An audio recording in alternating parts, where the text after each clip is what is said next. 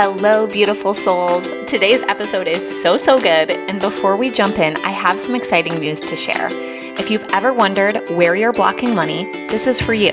I've created a free quiz to diagnose your money wounds so you can heal them and unblock yourself to receive more money. Just go to moneywoundsquiz.com and answer 6 quick questions to get your insanely accurate and potent results. And if you're loving my vibe and want to work one-on-one to call in more feminine energy wealth, I would love to hear from you. You can shoot me a DM on social media or go to emilywilcox.com to learn more. Hello and welcome to the show. I have such a good interview. I can't wait to share with you guys. I'm also heading to Faye's school in a little bit to be a mystery reader. So clearly the mystery will be revealed when I get there. But I think what the teacher has been like hyping up is that someone is going to come read to us this afternoon and you don't know who it is. So it's cute. It's just a way to get kids excited about reading. And for me, it gets me excited that I am the kind of mother and the kind of businesswoman who has space in her schedule to say yes to these things and not have to book it months and months in advance, but just be able to see it and say, sure, I can come this Friday at 2. That's great. Count me in.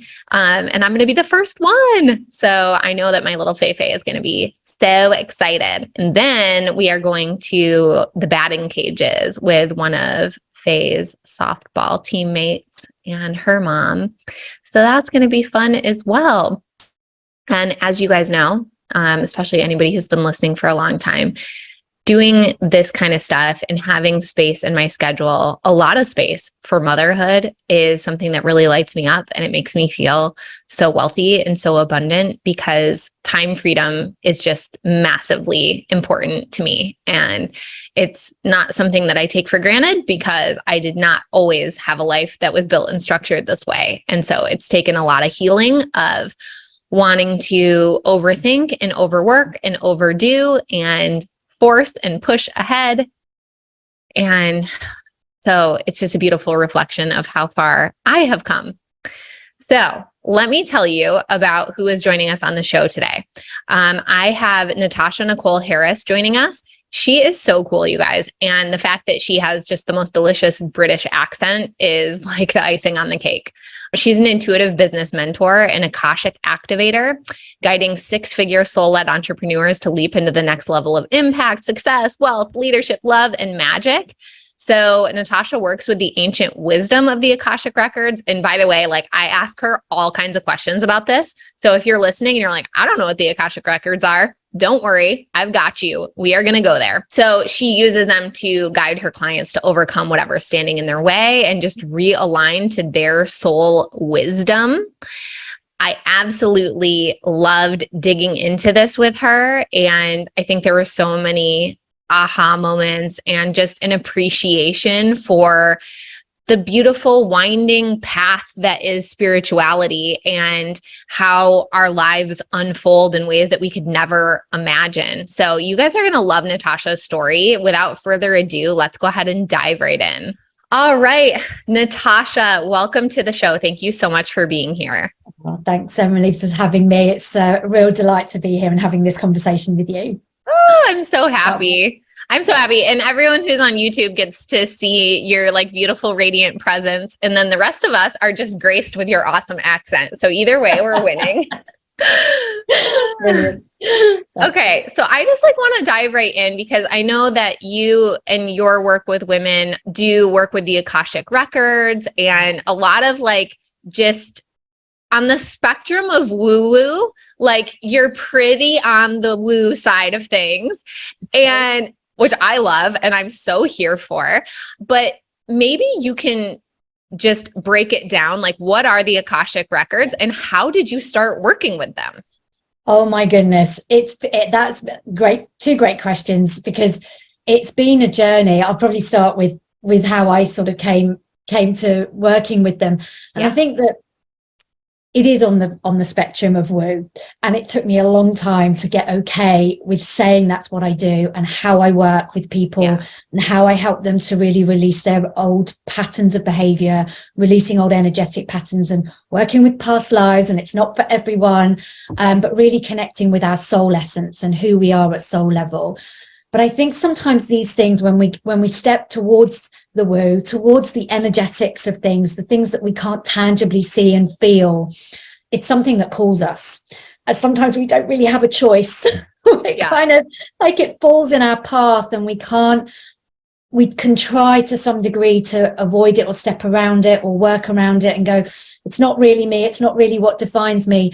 But eventually that catches up with us. And it started off with working with energy and Reiki and doing some healing treatments.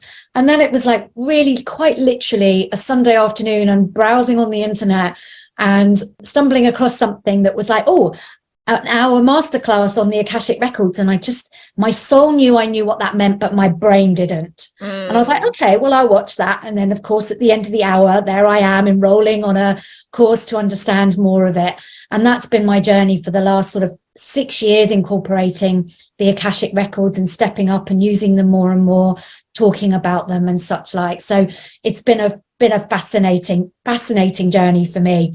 But to answer the second question about what are they, and I can do this quite succinctly because it's a huge topic. It's so vast. Once we start to look into it, there are so many directions and routes that we can go.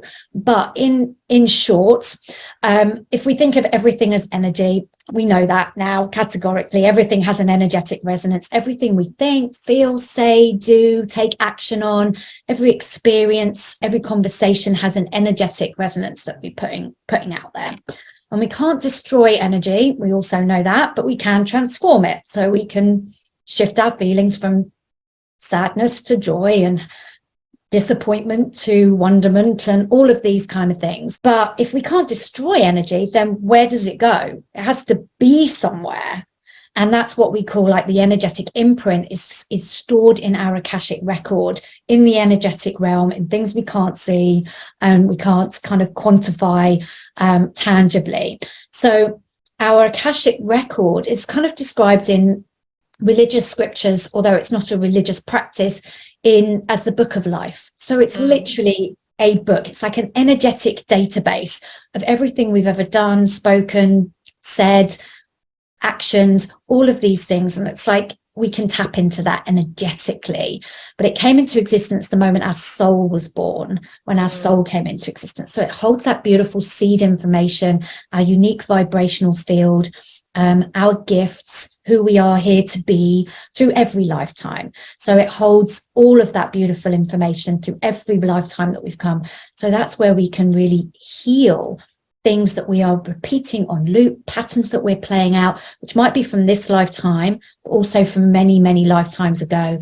And so we can heal it, clear it, transform it, and step into a new way of being. So I love that so much. Yeah, no, that's super helpful, because I think if we don't understand the definitions, it's gonna make this a more difficult conversation. So yes. What does it look like when you work with the Akashic Records? It's a feeling, it's a flow, it's a tapping into, and it's really allowing and surrendering and trusting that the information that we receive through me, through a channel for a client about them, that we really can lean into and trust and share that in a way that's going to land with the client, that they're going to really identify with. And even after all these years, I'm still in wonderment when I share things that I receive through the Akashic Records, how it really resonates with people. They just feel it. They feel it on a different frequency. And that's the beauty of it, because it's not trying to make something fit so that somebody might understand it, unless, of course, there's a lot of resistance to receiving the information from a client, which doesn't generally happen. Because I think when people come and they're like, I want to know more about the Akashic Records, we're open to receiving the information that comes through. So often when I describe or pick up on past life experiences that a client may have had, but the energetic resonance of it, how it might be showing up today, that they can always relate to it as the pattern that they're playing out in this lifetime, through either exactly the same way it might have played out in a previous lifetime or in a different life area. So people can say, oh my gosh, I'm doing that right now. That's so weird. And then it offers that consciousness to be able to say, okay, well, if that's how I'm doing it, how do I heal it and how do I change it? Because that's the important part at the end of the day. Yeah, absolutely. So you mentioned that you were doing Reiki and such prior. Have you been in the spiritual game a long time? Well, yes, a while, but not always. Okay. So when I first, my university degree was computer programming. So you couldn't be further from like doing what I'm doing now. And I worked in IT as an IT manager for more than a decade, probably 12 years. And my wake up call was really sort of being in my late 20s, early 30s and thinking to myself, this can't be my life for the next 30 years of working. This is not like, I was already feeling like, who am I within this whole sea of corporate, climbing the corporate ladder, succeeding, the whole money piece, like this is the progression. It's like, if that's my life that's mapped out for me, I don't want it. And so then that really left me with the question of, well, then what? And so then my journey took me working towards something that I was more heart-centered around, working with the environment, in conservation. I traveled the world and I worked around the world on conservation projects, marine and terrestrial projects and wildlife projects. And it really shifted my perspective on the world and who I wanted to be in that. And then, as I said, the energy work, the coaching kind of just came to me through various paths that I walked and people that I met. And then I was called to that. And since in the last sort of 12 years, that's been my journey of exploring that and working with that alongside working in conservation and in the environmental sector. Oh my gosh, what a journey. Yes. I actually think it's kind of hilarious that you started out in computer programming because I really love that as an analogy for like our subconscious mind, right? Yeah. Which is like, what is the default program and how do we write some new code? Yes. How do we delete the bad code that's there? And if you think about the Akashic Records, it really holds those same codes and programming, but just across lifetimes. Yeah. So it's just like a different kind of computer programming. Yeah, absolutely. A little bit more of the soul and energetic level. Totally. There's like coding on the computer level and then there's recoding in the energetics.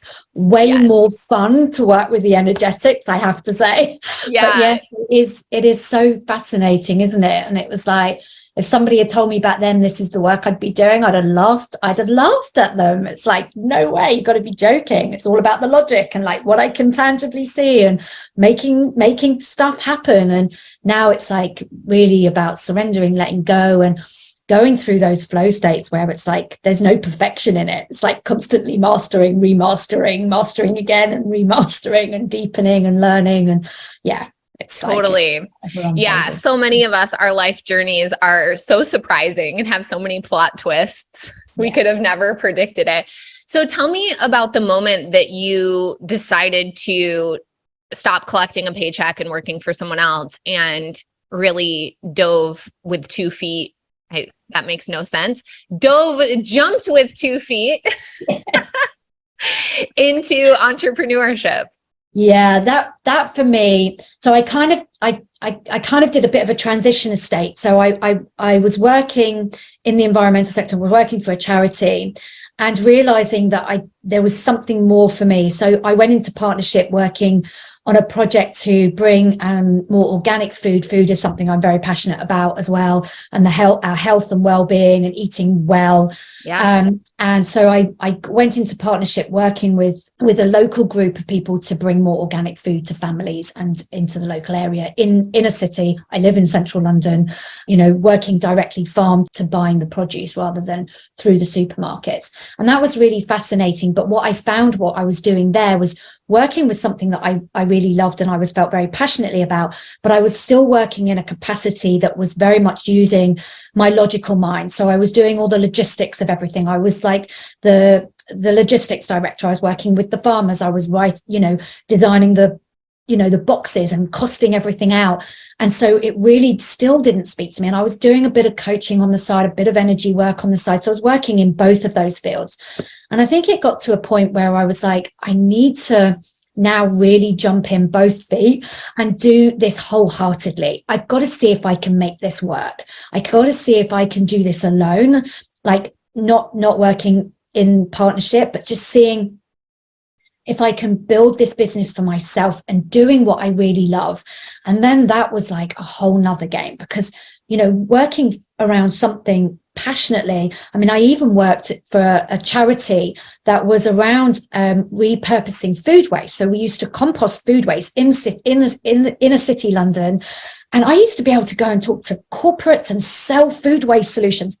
Not glamorous whatsoever, but it was such a passion, like a topic I was so passionately about, but it was a product. So when I then leapt into coaching and then offering and inviting people to come and work with me in my services, I was like, this is me, you're buying me, which was a whole nother level of understanding and like trusting in myself and learning about how to do that. So it was like, I was used to doing those things. But then when it started to be about me, that was the challenge I then had to overcome at that early stage. And that was totally new for me. Yeah. Yeah. Entrepreneurship provides so many lessons for us around worthiness, our money mindset. It questions our safety, our ability to like show up in the world and really be visible. Yeah, absolutely. So it was probably about 7 years ago that I decided to jump in wholeheartedly and say, okay, let's see if this could work. I remember having I've got funds for a year. If I can do this for a year and really, and now here I am 7 years later, and it's still ups and downs along the way. It hasn't been this like flying trajectory. It has been ups and downs, but it has been, I think if we go into entrepreneurship, and I talk to my clients about this a lot, it's the biggest reflection back to us about what we need to learn for ourselves. There is nothing more kind of in your face, if you like, than entrepreneurship and seeing everything as a mirror of what we want to work through. And it's not just being a coach. I think it's being, whatever field that you are in as an entrepreneur, there are things that you're going to have to move through, navigate, expand through, let go of old ways of doing things that really don't work, that are not going to support you going forward. And, you know, you talk about the money piece, that as well. And it's like being the sole kind of income earner for yourself. And like, it comes with a whole nother level of responsibility, because there's so much uncertainty around where that money is going to come. And you've got to believe in that it will come. And that's not so easy. No, it really isn't. So I would love to hear from you. What were some of the money stories or limiting beliefs or money wounds that you had to work through and start working on healing? Yeah. Oh, they're how long have we got? There are an infinite number, and still working on them, I have to say. And I think, you know, that I would be lying to myself if I thought I was there. But I think, especially coming from, you know, initially a corporate sector and then working for the environmental sector and third sector, social enterprise, there came with that I was giving up the corporate work because I wanted to do good in the world. And with that came a belief that I have to do that for very little money. So I went from being very abundant and very, you know, earning very well in my 20s in London, you know, doing very well and, you know, and having the financial security, independence, being able to buy a flat in London and all of those kind of things. And then working for a charity, it then made me almost go backwards on my beliefs. So there were beliefs that I had, and they were rewritten and recoded to being like, well, I have to go without. If I have just enough, then I'll be okay as long as I'm doing good in the world. So that was one of the very first things that I had to really look at, was that that's not how I can survive as an entrepreneur. That's not how I can survive in my life and still have the things that I desire, because I love to travel. I love to have holidays. I love to be able to give back. And I love to buy beautiful, sustainable products, because it's so important for me to buy organic food where there is elevated prices on these things. And I wholeheartedly buy into that, but we need the income to be able to do that. So that was one of the things that I very first had to let go of, that being a healer, being a coach doesn't mean that we have to, because we have a gift, and this is so much of what I hear in the spiritual world as well, that we have to do that for little or no money, that being abundant is bad. Right. So yeah, I think you're touching on something that so many can resonate with, which is like when we're working for someone else, our worth or the value of our work is sort of dictated by the market or by the employer. Yep. And we see it as relatively fixed and relatively circumstantial. Yep. And so it's really just transactional. Like, are we willing to do it or not? That's Yep. it. Yep. And then all of a sudden in entrepreneurship, it's like, well, there really is no book to go by. Mm-hmm. And there's no just set market value, and there's no every 2 weeks paycheck, no matter what. And so we do have to dig into our inherent worth and build our belief around exchanging our gifts for money. Yeah. Yeah. And there's a lot there.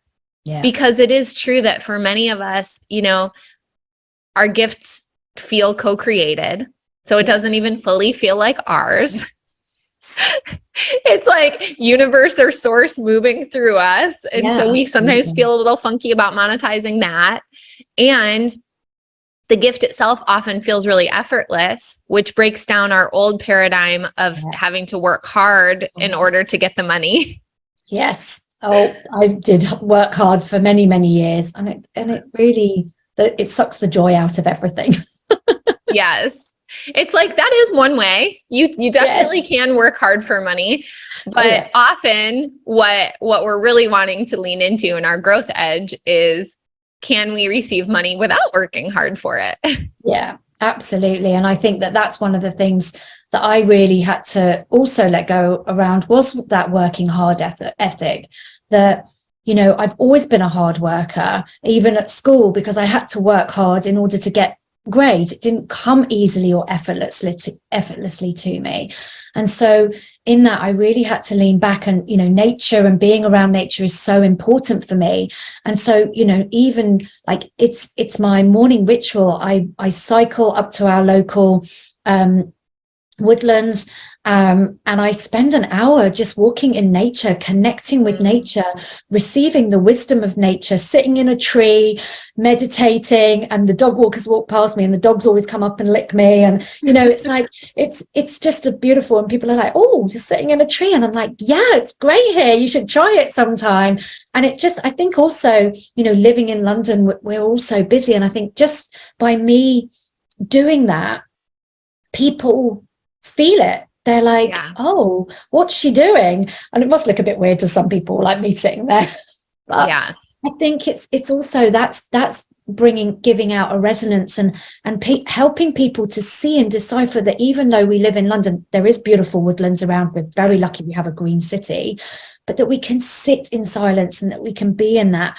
So I think that was another thing that I had to really let go of, was that I didn't have to be at my desk at 9 o'clock or 9:30 in the morning. Now I start work at 10, but it's after 2 to 3 hours of morning ritual for me to get up in a beautiful way, to feel and eat beautiful breakfast and make myself some food, have a nice shower, and then go and do some exercise and be in nature. So that's another way. And that for me is wealth. It's not just about the money. It's about feeling really wealthy within us about how we're living our lives. I completely agree. What I've learned for myself is that like freedom is my top core value. And when I actually explore it, it's mostly time freedom. Yeah. So totally. There are other aspects of it, but it's like, if I'm only free with money or finances, but I don't have the time, it doesn't feel like freedom. Yeah. So that morning ritual and having the spaciousness and, being your own best testimonial, I think is so important. I mean, who wants to work with a healer where you get on the phone or you get on Zoom and they're like, oh, I'm so busy. I've had such a jam-packed day. I've been on 6 hours of calls already. You're like, oh, okay, this doesn't feel right. So it's like, you sort of expect that with someone who's working with energy. I would love to hear them say, oh, I've just had a beautiful morning and I've been in ritual and I've been out in nature and I'm feeling so connected and I can't wait to tap into what's going on with you. Yes, there's a sense of like creating space for what we're doing with the space, the energetic space to create, to allow things in. When we're busy, we're full, and there's no space for anything new to come in. There's no space for any wisdom, any intuition, any divinely guided like little like signs of like, go do this, like taps on the shoulder. There's no space for it when we just cram our days in, and it's like we can get sucked into it so easily. And sometimes I have to really truly remind myself as well, like, you're going too fast, slow down. But as I do that more and more and more, that I get there much quicker. Yeah. So this is like the practice of everything. And it's not about, as I said earlier, it's not about perfecting it. It's not about I've mastered it, I will never do it again. It's about mastering and then remastering. And then your circumstances change, things change in your life. People come in and people go, and your business will be booming and you'll be busy. And like, how do you navigate that? Then there'll be real quiet times. So how do you navigate that? And just know it's all part of the flow and the flux of nature. Nature does the same. It hibernates, it slows down, then it blooms, and everything is crazy and the birds are singing like mad. It's like we are in cycles, we work in cycles. And when we can allow ourselves to know that and be reassured that we're okay when those cycles come in with the money or the business or clients, that we're still okay within that. Yes. And there's a card from an Oracle deck that I love. It's from the Sacred Rebels deck, and it's called Spirals of Manifestation. And there's one piece that comes up when you read the description on this card, and they talk about there's no advantage to getting to the bus stop early, and like just really trusting in the divine timing of things. Like, you don't have to be in a rush, because there actually isn't an advantage to that. And the universe is orchestrating everything so that it all is working together.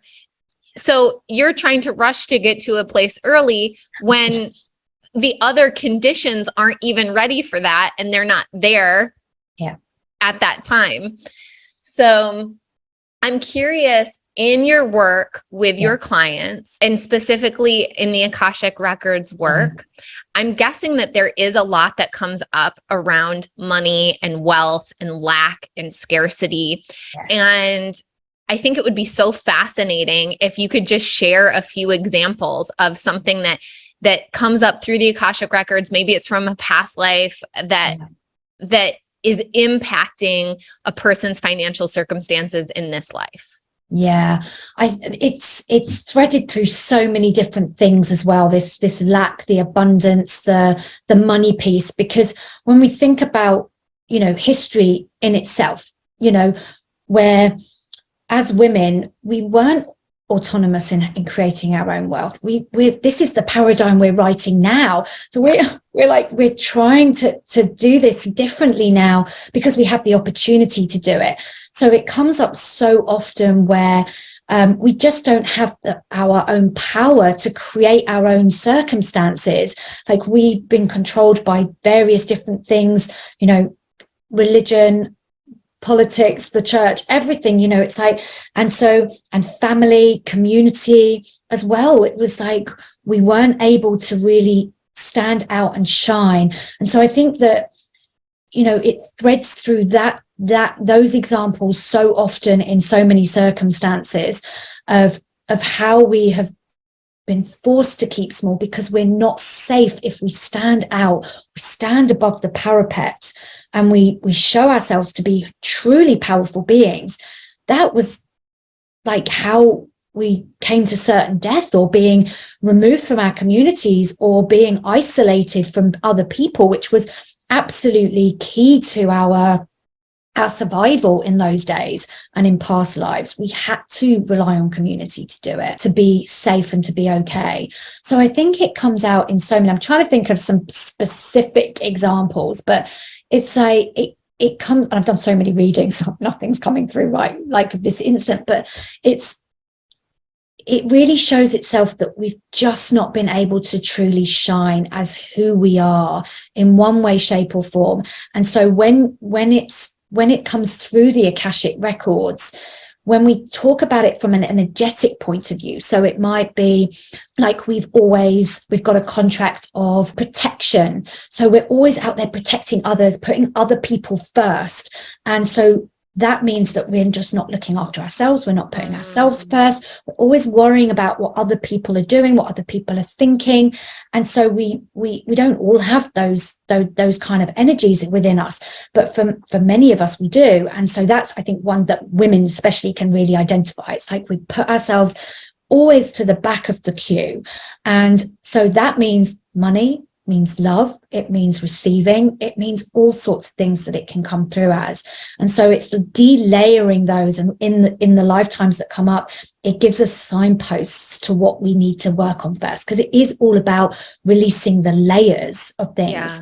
Like we don't heal something and then it's like gone forever. It's vanished. It's the layers of it. And sometimes there will be a complete shift for somebody and like it's completely gone, but there'll be things that they've been doing preceding that have led them to then the Akashic record reading, and that like being like a final piece of one piece of the jigsaw, if you like, or one corner of the jigsaw that just slots into place, and then it's like boom. So it's like it's how we have to shift that. And I think we have so many nuances of things and like so many paradigms that we're shifting right now. It's speeding up so quickly, and we're being invited to really do it quickly, and that's uncomfortable for the human self because we get overwhelmed with that. It's like so yeah. But it's I mean, I've found things that have come up where with family members where I've thought I've had really healthy relationships with my sister or with my mum, and then thinking, oh my goodness, this is coming up, and then it's just like, oh wow, there's something else to release, and then it just blossoms into something new and morphs into something new, and it ripples out into other areas of our life as well. Yeah. So it's really beautiful. I often say that the spiritual work is like the breadcrumb trail because it really is that next little breadcrumb, and you're like, you pick it up and you're like, wait, this is my relationship with my sister. I don't understand this. What does this have to do with anything? Yeah. And like you say, it's all connected, and there's some little piece there that's not so little, that's significant, that has this chain reaction of putting other pieces into place. But it's not until the gift of time and hindsight typically that we can see how it all fit together. Yeah. And that's where we really need to lean into patience and trust that, you know, with the right support and with the right understanding of something. And that's what I think the Akashic records really bring to it, is that clarity of, oh, that's why I'm still doing this. And it really is beautiful to realize it's like the soul just goes, okay, we can do this. And so there's this communing between our soul experience and our past souls experiences to this lifetime. And it just like our egoic mind, our, you know, very physical selves that want to, you know, our logical selves, it's kind of like it breathes easier and goes, okay, right, now I have something to hold on to. Now I kind of join the dots together. And that's the beauty of it. It's not just etheric. It really lands with people. And that's the difference of it, because we can bring meaning into how it's reflecting in this lifetime. And that for me is the most important element of working with the Akashic records. That takes the woo out of it for me, grounds it really firmly in the here and now, and allows people to see how they can move forward to it. Whereas, you know, we've got to take action on things. Yeah. Got to be a participant in it, an active participant in it. And sometimes I think that we want healing to be done for us, and we want to bypass the doing and the things that it brings up. And I think what I love about the work I do with my clients is I really hold their hands beautifully along that journey and say, I'm walking with you. We're going to do the work. We're going to step through this, and we're going to do the active participation in it. And it might not always be comfortable, but let's do it, because the beauty and the magic truly lay on the other side when we do it that way. So do you do any one-off readings, or is all of your work with clients like a longer term so that you're doing the reading and then the embodiment? So I do both, actually, because I just love the readings. And because I do find that the hand holding is or the walking alongside and just gently encouraging my clients, that even with just a one-off reading, I offer a week's support with that, because if we don't integrate some of that learning, we don't have someone to bounce that back with. So I always encourage it. And even with a client more recently, we were working a lot around soul relationships and love relationships, and we did some really beautiful deep work together over a month, so a few sessions. And she got some support with it and an extra little session to go, and I kept like nudging, I'm like, I'm here. And then we had a kind of conversation, and she's like, oh my gosh, that is so helpful, because that has just landed it for me in a totally different way. And her shift was like, boom. So it was so beautiful to witness, and really, really gorgeous to see. I really love that. And that's why, that's why it has to be active. It has to be active participation in it, because otherwise we're left going, I don't know what to do with all this information. How do I make this land? And we just need that little bit of space to make it happen. It doesn't have to be huge, but then I also work with my clients over 6 months and a year who really want to go on that deeper spiritual unlocking to really create and activate that next level of wealth, of abundance, of success, however that looks, because it's not just about business and money. It's about all areas of our life, love, relationship, and just playing, getting more familiar with what it feels like to play in the magic. Really working with that. So I do it in all ways. That's beautiful. Well, I love that, because some people, they do need to start with something more bite-sized, but I do agree with you that it's so enticing. And like, I noticed, even the allure of it for myself, of like, oh, maybe this person will have the answer, or maybe this reading will tell me the thing. But it's like what we signed up for is a human experience. And so it doesn't matter how psychic someone is, or someone having access to your Akashic records, like it's still the only part that's going to come through is the part that your soul has consented to. It's like the next breadcrumb, the next piece for your journey. We don't get to see the entire map all at once for a reason, because that's actually like not what we've signed up for. No, absolutely not. And I think it would actually blow our minds if we really knew the whole picture of it. And I think that that's one of the things that's really contributing to the mass consciousness shift right now, is that actually, as the universe expands, because we know it's expanding as well, we're being given more information. So in that space beyond what we know is the edge of the universe, there is still space, because we're expanding into it. And so that information has been slowly coming through, but it is getting quicker, because if we look over, and even over the last 10 years, how many different modalities of everything are showing up, these new and beautiful and wonderful ways to commune with the universe and spirit and the divine. And that's there for a reason, because we're more ready than we've ever been to understand this, but there's still a capacity that our humanness can can get on board with at any one time. So that's why when we want to do things really, really quickly, it's overwhelming. We want to just slow down and just be in the pace of it and go, we've got this, it's okay. Like, keep just walking and keep exploring and keep being curious and keep asking, and more information will come. And I can see it. It's like in my field that there's more. I don't know what it is, but there's more, and it's coming through for us. And that's why there are so many more people walking this path, which is just a joy. And the shift is coming. We're in for some shifts and changes very soon. Like, I can feel it. Totally. And I think, I have kind of a vision for what I think, we're all sort of transforming into. But I liked what you said about just like slowing down and trusting the timing, because I got this vision about it the other week where it was like, the only time we usually want to go fast is because we're not enjoying the journey. It's like, we don't, you know what I mean? It's like, we don't ever ask like, oh, how do I make sex go faster? How do I make this incredible meal at a Michelin star restaurant go faster? Yeah. How can I be done with it faster? Yes.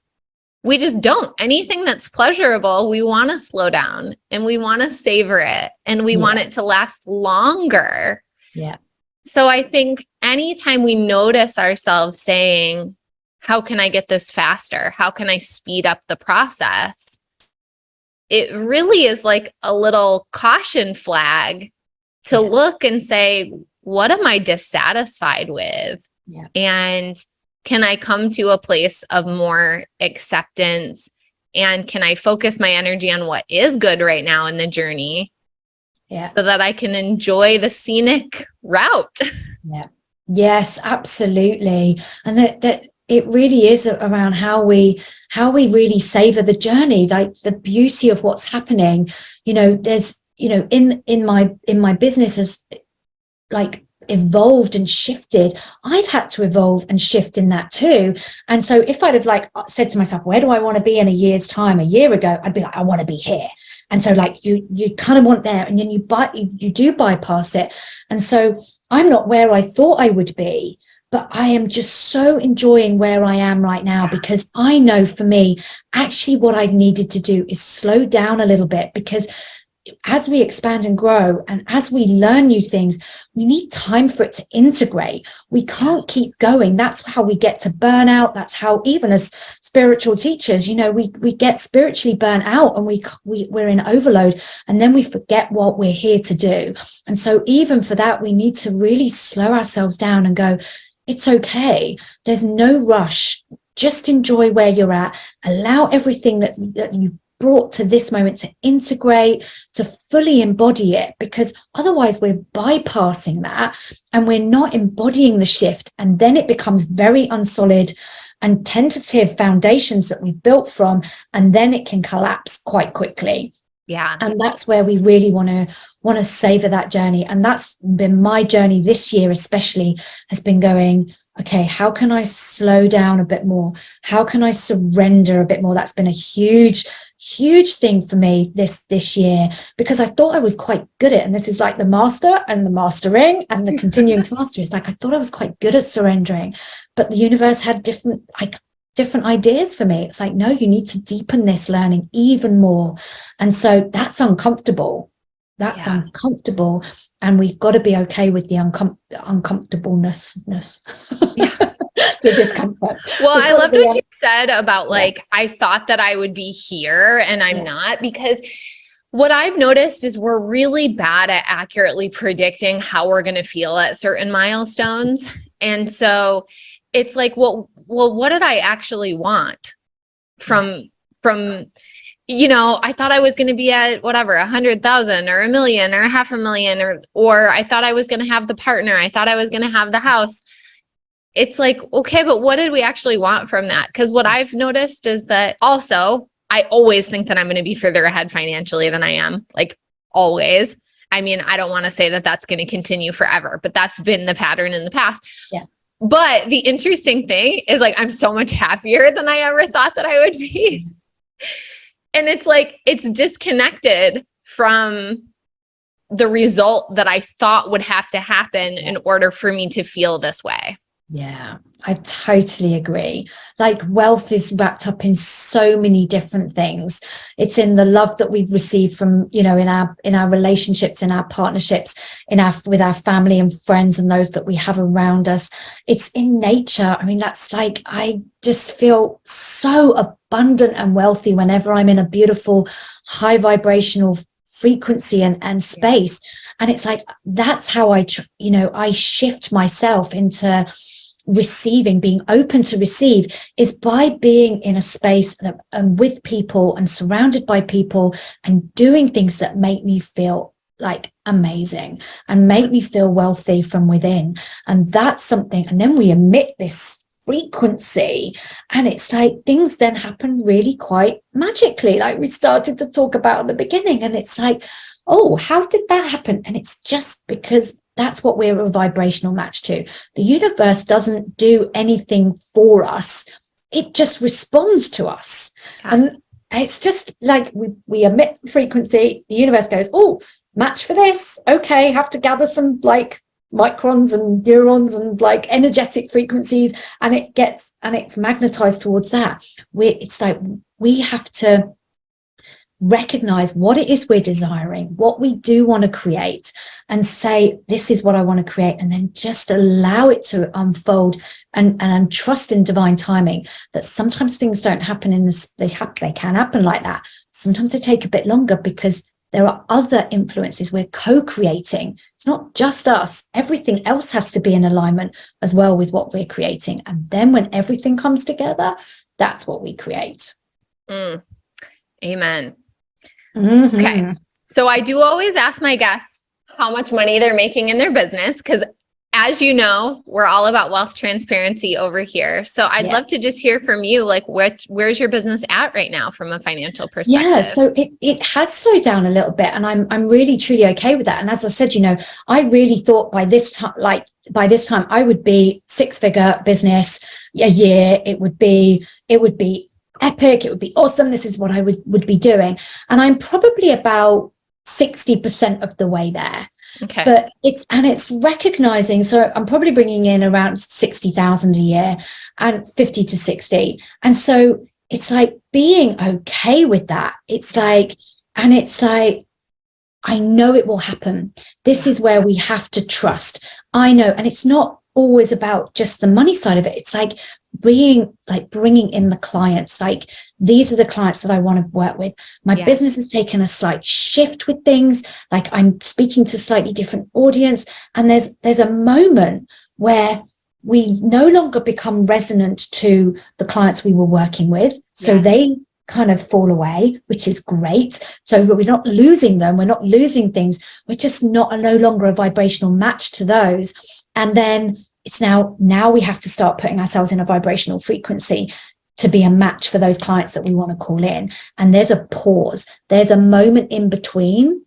And that's the bit that we have to lean into and trust. And it's not easy. This has not been an easy year for me by any stretch of the imagination, but there is a level of trust. And that's why I'm saying this year has been really about surrendering for me. And I know it's going to happen because I'm here to do that work. And those clients are going to come because this is what my soul is calling me to do, to work with these clients now and to stay in patience and trust that they're coming and that they will come at the perfect time. So it's like, Yeah, I love the explanation around that too, because I think sometimes we look at it, when the money is not where we want it to be, it doesn't feel like a gift, right? It feels like the opposite of that. But also the amount of bravery that's required to sort of pivot and experience what can feel like a loss of what we currently have and what feels safe and known in order to step into something bigger. It's like, well, that only gets magnified actually when there's more money on the table. And so sometimes I look at that stuff too, and I'm like, okay, I'm actually so grateful that it's happening now in the journey. Like, let's get this dialed in before I just imagine if I were being asked to walk away from like a multi-million-dollar source of revenue to pivot, well, that would feel even scarier. So let me just practice the trust and surrender now. Exactly. That's so true, because it's like there are different levels. The energetic patterns that we hold on to, if we don't heal them, so if we have something that we haven't healed yet around money, around our worth of how much we're worth, we will carry that forward with us as we may bypass that and go, right, okay, our income is going like this is amazing.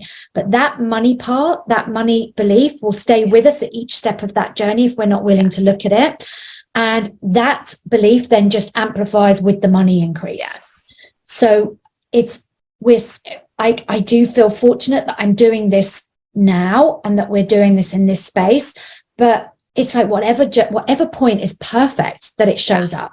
Know that whatever that is, at whatever point, that you can release that from your energetic field and you can keep going. There might just be a little bit of a pause. There might be a little bit of a space, but that then you've got something. If you keep going, and it does take courage, it takes commitment to go, well, oh my God, what am I going to do? It's like, okay, I trust. And it's incredible that when you trust, the money has come in through the most unbelievable sources for me. And I believe that money also comes in through the path of least resistance. Yeah. So where we are resistant to something, and usually as women, when we want to make our own wealth, it is through our own business, because we there's something around the worth, but it will come in through other people. I hear so often when I'm working with people around the money piece, is that they'll be like, I'm doing all this work around money and I feel so much more abundant, and my husband's just got a 30% raise, like path of least resistance. Yeah. And they're like, he's not even doing the work. I'm like, no, you're doing it for him, but he's picking up on it. And he's like, there's no resistance there from him because he's not really thinking about it and he's not doing it.